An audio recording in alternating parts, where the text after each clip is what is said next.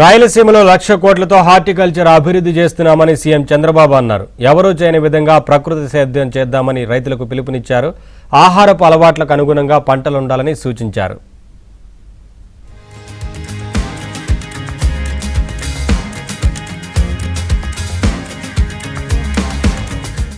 సొంత నియోజకవర్గం కుప్పంలో పర్యటిస్తున్న ఏపీ సీఎం చంద్రబాబు P4 మార్గదర్శకాలు బంగారు కుటుంబాలతో భేటీ అయ్యారు. బంగారు కుటుంబాలు ఆర్థికంగా ఎదిగి మరికొంతమందిని ఆదుకునే స్థాయికి రావాలని ఆకాంక్షించారు. ఏపీ వ్యాప్తంగా 12 లక్షల మంది బంగారు కుటుంబాలను గుర్తించామని, P4 కార్యక్రమంతో జీరో పోవర్టీ సాధించేలా కార్యాచరణ రూపొందించామని తెలిపారు. 1.10 లక్షల మంది మార్గదర్శకాలు ఆదుకోవడానికి ముందుకొచ్చారని చెప్పారు.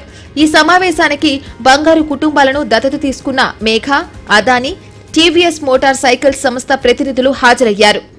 ఎలాంటి చదువు చదివించాలి, చదివించి వాళ్ళు సెటిల్ అయ్యే వరకు చేసే బాధ్యత మార్గదర్శికి అప్పచెప్పాను.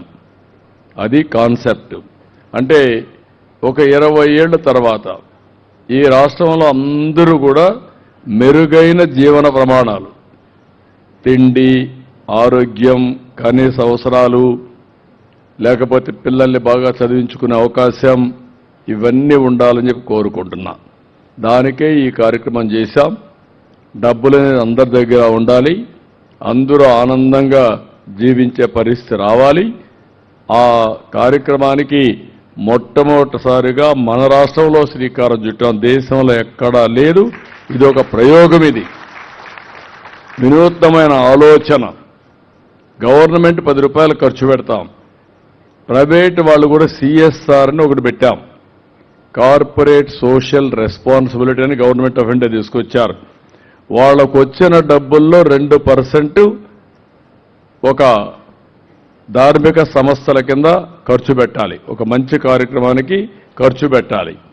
అది వాళ్ళ బాధ్యత. మరోవైపు రైతులతో ఆత్మీయ పలకరింపు కార్యక్రమంలోనూ చంద్రబాబు పాల్గొన్నారు. రాయలసీమలో 1,00,000 కోట్లతో హార్టికల్చర్ను అభివృద్ధి చేశామని చెప్పారు. రైతులు వినూత్నంగా ఆలోచించాలని, ఎలాంటి పండ్లకు డిమాండ్ ఉందో వాటిని పెంచాలని సూచించారు. నేను రాయలసీమలో ఇప్పటికే దేశంలో నెంబర్ 1 మనం హార్టికల్చర్ క్రాప్స్.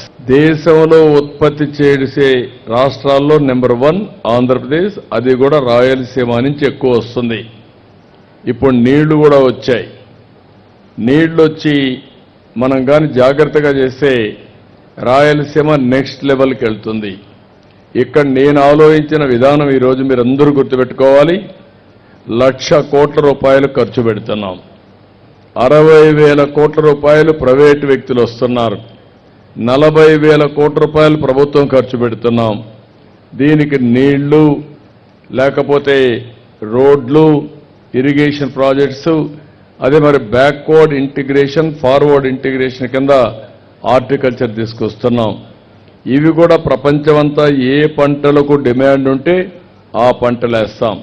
గతంలో ఎన్నడూ లేని విధంగా కుప్పం నియోజకవర్గంలో ప్రాజెక్టులు వస్తున్నాయని, రోడ్లు, కమ్యూనికేషన్ సహా అన్ని రంగాల్లోనూ కుప్పానికి కనెక్టివిటీ పెంచుతున్నామని చంద్రబాబు తెలిపారు.